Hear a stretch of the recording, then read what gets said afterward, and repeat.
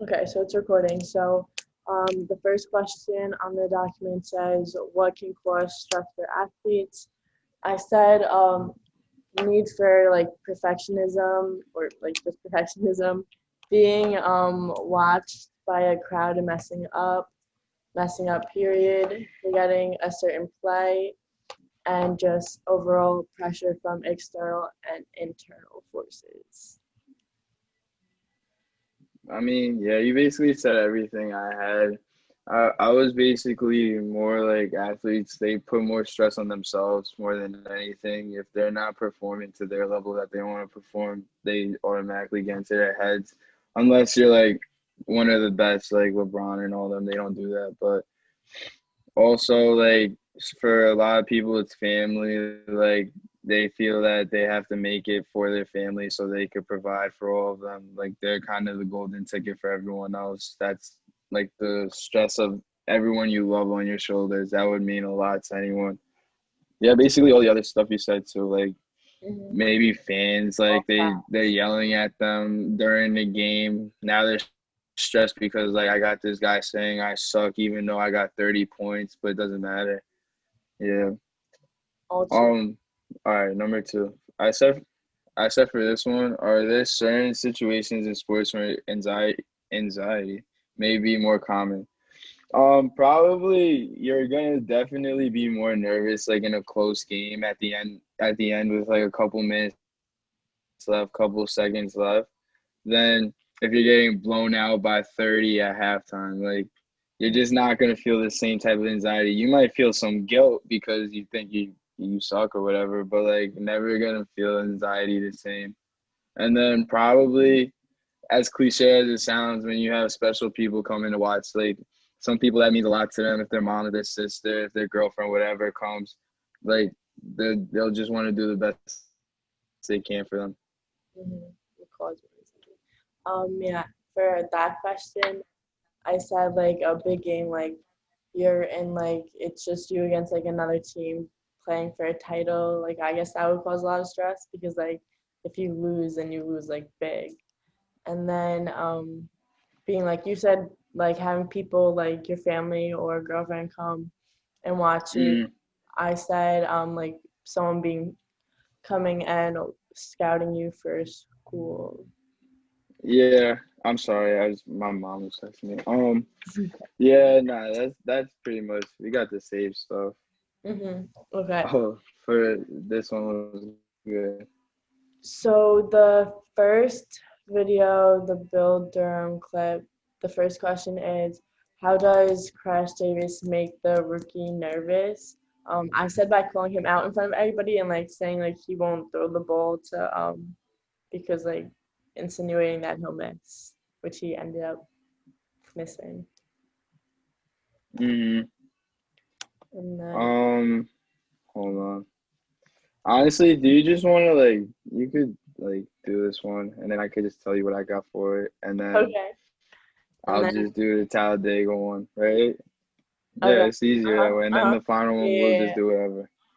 All right, and then the All next right. question, identify the somatic anxiety that is likely occurring. This is what I thought it was, like throwing the baseball, sweating, getting punched, punching. And then the next Mm, question, identify any cognitive anxiety talk that you hear. Um, getting yelled at by Crash yelling at the rookie. And then mm. what could the rookie do to reduce his anxiety? Jesus.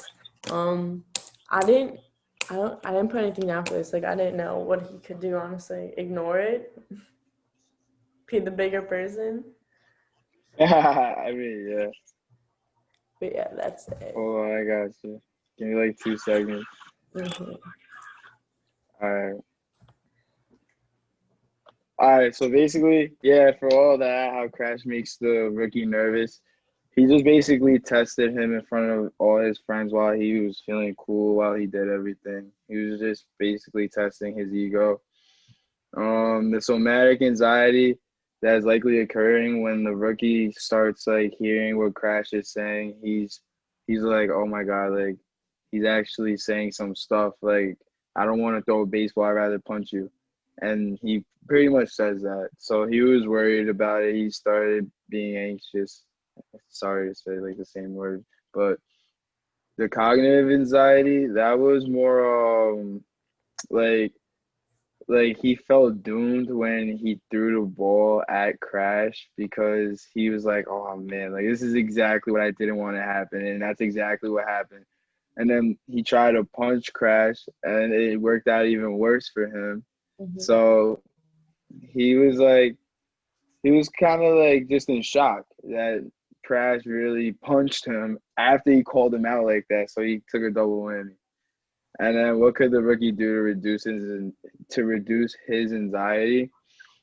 He honestly could have, if Crash called him out and he's a rookie, they're obviously both pretty good players if they're playing together.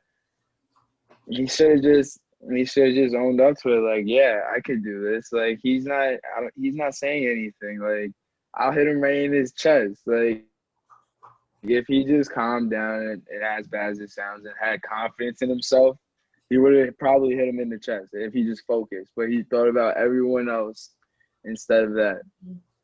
And that's it. Oh, this is my favorite movie, though. I love this movie. All right, the somatic anxiety for this was it was like he was worried because his dad was like, "Is a cougar or a panther?" He put something in the car. I think it was a cougar, bro. So like he put it in the car, and like obviously anyone in that situation is gonna be worried. They're gonna be scared. Like this man has a cougar in the car. He's about to jump out. He's trying to bite the door, open it. So like that's the obvious somatic anxiety. I'm worrying right there. The cognitive anxiety, I'm most definitely like I'm sorry, I'm gonna keep talking, but I gotta text my mom. Send for it. But the cognitive anxiety, he was definitely in fear and he was tremoring when like he had to open the door and the cougar jumped on him. That's when it's just all in your head at that point. Like, yeah, he had confusion. His fear, he was in morbid fear, like he literally was scared for his life because of the cougar. And then what would Will Ferrell do to reduce his anxiety? What could Will Ferrell do to reduce his anxiety? Honestly, nothing in that situation. He Yeah, can't he can't do yeah. anything. Like it's a There's whole not much cougar in the to do. car and he's mad. His dad was feeding him some crazy stuff. His dad was drunk. Like, I'm sorry. There you go. Yeah, so Yeah. like his dad was drunk, like his dad was feeding him some nasty stuff in a hotel. He trapped him and kept him. There's nothing doing it. Yeah, that's it. I And agree. then how to make stress your friend from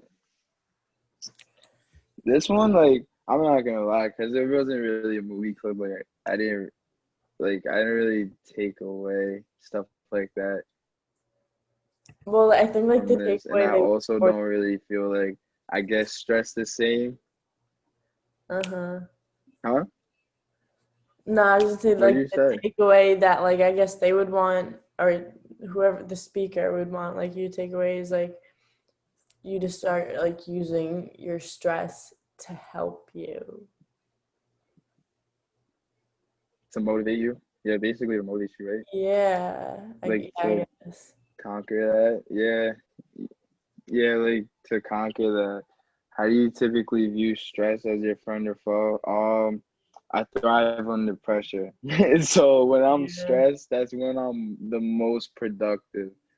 But when I'm not stressed, that's when I'm like laid back. I'm way too calm and I don't like it. So I'm not saying I try to make myself stressed, but most definitely I I kind of welcome stress with like, all right, I gotta get this stuff done. Like now it's go time. But at the same time, when it's there, I'm like, I can't believe I let this happen to myself. Yeah. Like that's It's how a I good basically motivating feel. force. It is.